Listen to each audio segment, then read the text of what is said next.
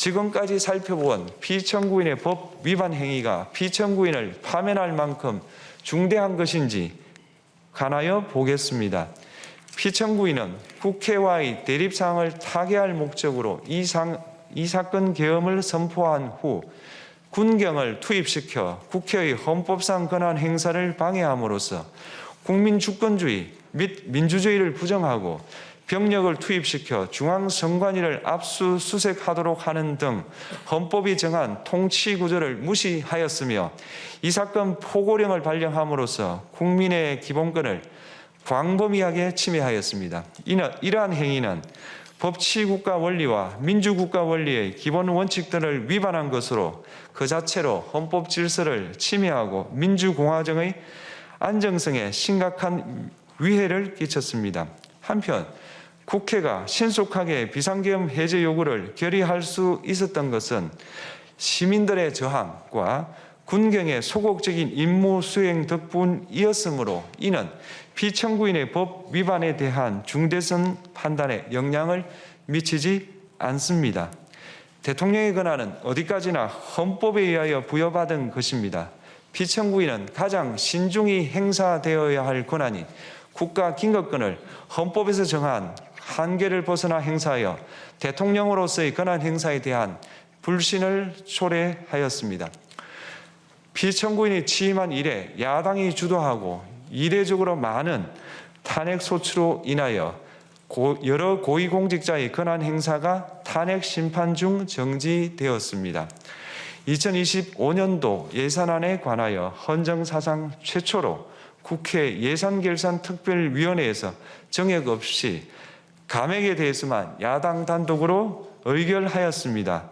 피청구인이 수립한 주요 정책들은 야당의 반대로 시행될 수 없었고 야당은 정부가 반대하는 법률안들을 일방적으로 통과시켜 피청구인의 제의 요구와 국회의 법률안 의결이 반복되기도 하였습니다.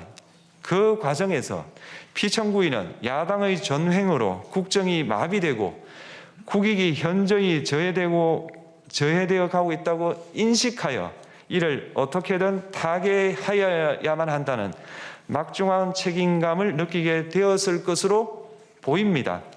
피청구인이 국회의 권한 행사가 권력 남용이라거나 국정 마비를 초래하는 행위라고 판단한 것은 정치적으로 존중되어야 합니다.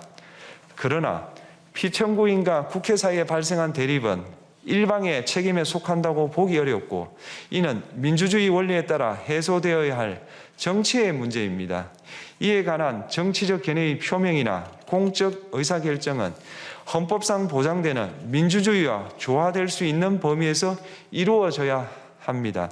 국회는 소수 의견을 존중하고 정부와의 관계에서 관용 그리고 자제를 전제로 대화와 타협을 통하여 결론을 도출하도록 노력하였어야 합니다.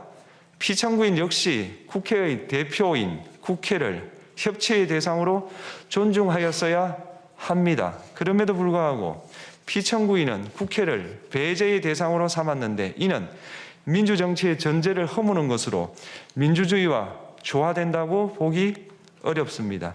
피청구인은 국회의 권한 행사가 다수의 횡포라고 판단했다 하더라도 헌법이 예정한 자구책을 통해 견제와 균형이 실현될 수 있도록 하였어야 합니다. 피청구인은 취임한 때로부터 약 2년 후에 치러진 국회의원 선거에서 피청구인이 국정을 주도하도록 국민을 설득할 기회가 있었습니다. 그 결과가 피청구인의 의도에 부합하지 않더라도 야당을 지지한 국민의 의사를 배제하려는 시도를 하여서는 안 되었습니다. 그럼에도 불구하고 피청구인은 헌법과 법률을 위반하여 이 사건 계엄을 선포함으로써 국가 긴급권 남용의 역사를 재현하여 국민을 충격에 빠뜨리고 사회, 경제, 정치, 외교 전 분야의 혼란을 야기하였습니다. 국민 모두의 대통령으로서 자신을 지지하는 국민을 초월하여 사회 공동체를 통합시켜야 할 책무를 위반하였습니다.